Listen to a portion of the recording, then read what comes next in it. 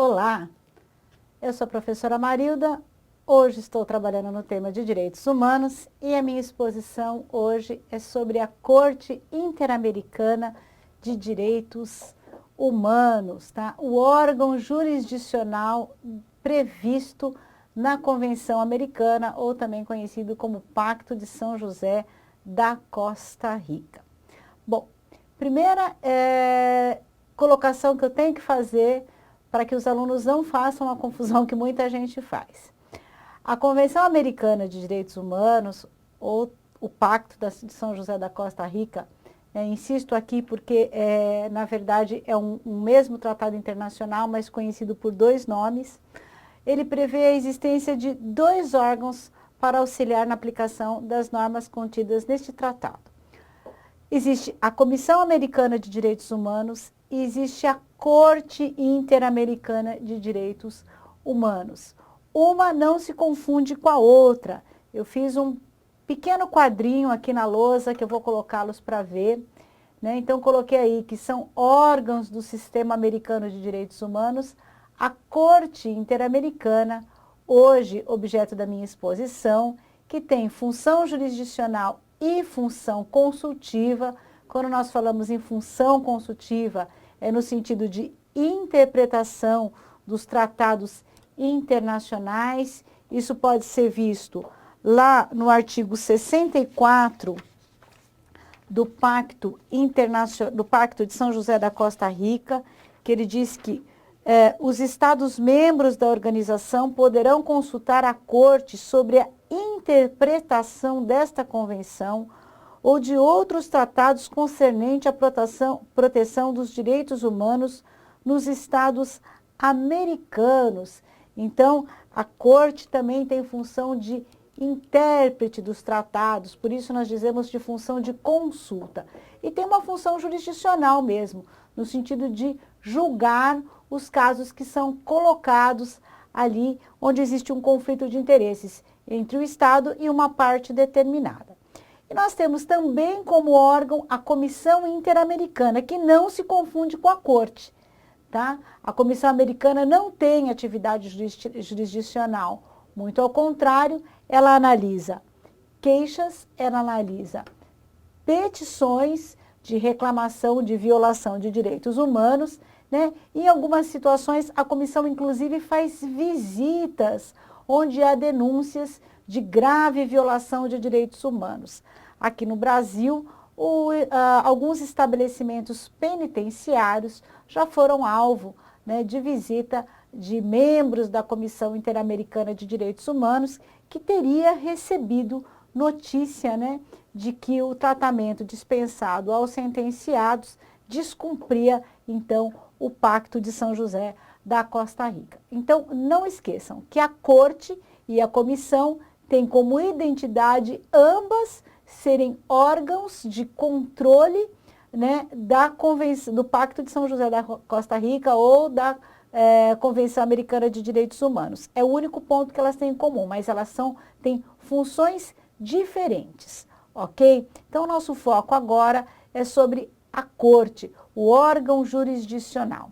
Veja só, este órgão fica em São José da Costa Rica e o Brasil só reconhece a Corte a partir de dezembro de 1998. Quem é que compõe? Quais são os juízes desta Corte, deste órgão judiciário do Sistema Americano de Proteção? São 7 juízes nacionais dos Estados-membros da OEA, por óbvio que não seriam juízes da Europa, juízes africanos ou juízes provindos de alguma parte do Oriente Médio. Tem que ser juízes que provêm de países que reconhecem a Organização dos Estados Americanos, cada um deles de uma nacionalidade, não pode ter nacionalidade repetida. Eles são escolhidos por título pessoal e têm por objetivo a aplicação e a interpretação da Convenção. Quando nós falamos em aplicação, no sentido de julgamento de casos que são colocados, no sentido de interpretação, no sentido de dizer como é que deve ser colocado o direito não só da Convenção Americana, como também de outros tratados internacionais, como eu fiz a leitura para vocês aqui do artigo 64 da Convenção, certo? Como eu coloquei, a Corte Interamericana, ela tem duas competências. Primeiro, a competência consultiva. A competência consultiva é em que sentido? De consulta, de parecer, né? Então, qualquer membro, qualquer estado da OEA pode pedir um parecer para a interpretação da convenção ou de tratado ou da compatibilidade da legislação interna corporis do Estado, em face de instrumentos internacionais. Esta é a parte da competência consultiva. Agora, esta mesma corte, ela faz julgamentos de casos de violação de direitos humanos. É o que nós chamamos de competência contenciosa da corte. Quem é que pode chegar à corte? O indivíduo comum chega à corte, a mãe do preso que foi espancada, a mãe do menor que foi vítima de homicídio dentro de um estabelecimento onde são recolhidos os menores infratores? Não. A corte só conhece de casos que são subscritos pela comissão ou pelos estados partes, tá? Por incrível que pareça, se o indivíduo então teve uma violação de direitos humanos, ele tem que chegar até a comissão, entre aspas, tem que abraçar a causa, e essa comissão, sim, é que leva esta situação para julgamento da Corte Interamericana de Direitos Humanos, certo? E detalhe, somente essas duas pessoas têm legitimidade. Então, a legitimidade para a reclamação, não esqueçam, do Estado parte e da comissão. O indivíduo não tem legitimidade para isso, para que o caso seja apreciado, tá bom? Isso é muito importante. Quais são as fases do processo, então, quando esta reclamação de violação de direitos humanos chega até a corte? Eu fiz um quadro, tentei ser bem didática com vocês. As decisões da corte, o processamento, tem toda a ideia de devido processo legal que qualquer operador do direito conheça. Como em algumas situações, alguns concursos, por óbvio, a gente tem que levar em consideração que nem todos são bacharéis em direito, né? Eu vou tentar ser o mais didática possível, tá? Então, eu fiz um quadrinho e vou explicando o passo a passo para vocês.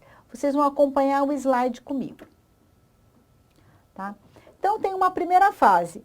O processinho foi montado, né? Então, existe a fase de propositura. Alguém chega com uma reclamação, uma violação lá de direitos humanos. Então, chega lá e diz, olha, meu filho foi morto, espancado por servidores públicos dentro de um estabelecimento penal. Eu recorri a todas as instâncias do Estado da onde eu provenho, né? E ninguém deu conta, entre aspas, dessa situação. Essa reclamação chegou até a comissão abraçou a causa, leva, então, a reclamação até a corte. Então, por isso eu coloquei aqui, as partes, só a comissão e os estados partes da convenção têm o direito de chegar até a corte. Daí, o que se faz? Se avisa, por óbvio, que o estado infrator, né, tem que tomar uma providência. Então, a professora colocou aqui, ó, citação do Estado. O Estado deve ser citado, ou seja, ele tem que tomar conhecimento de que a comissão está formulando, né, uma reclamação formal do tratamento dispensado neste exemplo que eu dei agora aqui para vocês, por exemplo. Daí, óbvio, o Estado toma ciência desta situação, ele tem direito de defesa, né? E a corte vai fazer um exame, né, desta defesa que foi apresentada e vai, inclusive, a possibilidade de uma audiência para que o Estado venha se explicar perante a corte, né? Como também, depois dessas explicações ou antes, o demandante possa desistir da ação, né? E eu coloquei aqui uma coisa muito interessante. Se antes da citação obrigatória, se após a anuência das partes. O que isso significa? Vamos imaginar que o Estado, então, tomou conhecimento. Pode agora o demandante dizer, agora eu não quero mais? Ele até pode, só que para ele desistir, ele precisa de ter anuência então, deste Estado. Por isso eu coloquei aqui. Se antes não tem importância, agora se depois da citação, por óbvio tem que ter a anuência das partes, né?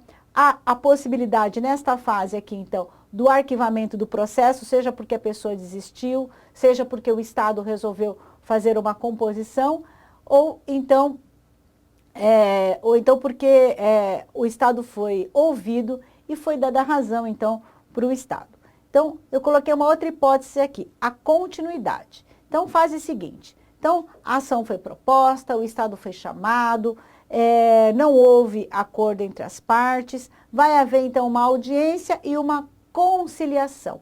A ideia de conciliar é a ideia de fazer acordo entre as partes. Se houver um acordo, né, este acordo pode ter, inclusive, pagamento, né, de reparação de danos, né, pode haver, o Estado pode reconhecer a sua responsabilidade de resolver reparar os danos, ele depende de uma homologação.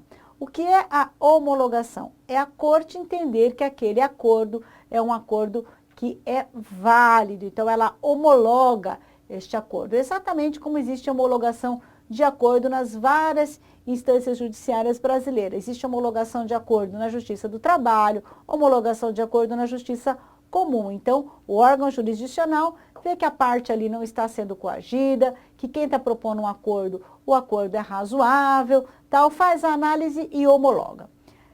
Terceira fase, é a fase de provas. Vamos imaginar, então, que não houve acordo, né? Então, houve a reclamação, o Estado foi citado, tentaram fazer um acordo, uma audiência, não houve possibilidade de acordo. Isso é muito parecido com o processo que nós conhecemos, com a noção, né, de processo geral que a gente tem.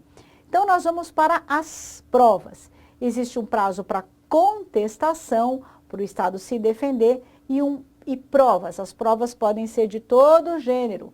Existe a amplitude, né, de utilizar todos os instrumentos de provas, desde que sejam, óbvio, provas que sejam lícitas, certo? Então, pode-se produzir prova documental, prova pericial, prova testemunhal. Duas coisas que me chamam a atenção aqui. Primeira coisa, a corte pode produzir prova ex officio, ou seja, a própria corte, o próprio órgão judiciário pode pedir uma perícia, pode pedir um ofício e pedir uma determinada informação para uma repartição ou para uma parte, é isso que o regulamento diz. Outra coisa, os estados não podem processar as testemunhas e os peritos por suas declarações, tá? Nos termos do artigo 50 do regulamento da corte, sob pena das pessoas terem até medo de serem processadas, então existe esta ideia aqui. Então, provas, então imagine só, o processo foi formado, a reclamação está veiculada, não houve acordo, as partes produziram provas. Qual é o próximo passo? Se o processo está completo, está totalmente instruído, como dizem os processualistas, nós temos então a fase de decisão, acompanha aí comigo.